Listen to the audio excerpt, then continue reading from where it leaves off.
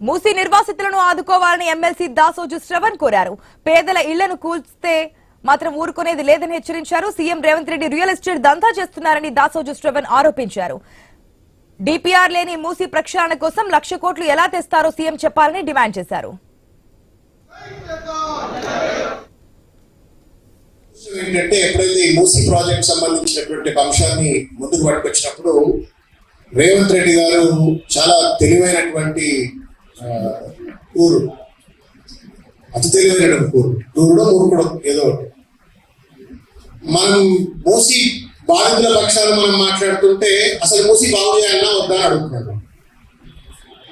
మనమేమో మూసీ బాధితుల జీవితాలను కాపాడరా నాయన, నువ్వు ఏమైనా చేయగానే మూసీ బాధితులు కాపాడాలని మనం అంటున్నాం.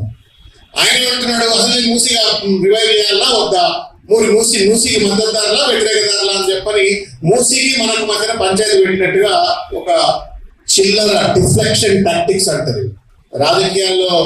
If you cannot convince the people, you confuse the people అని చెప్పని రేవంత్ రెడ్డి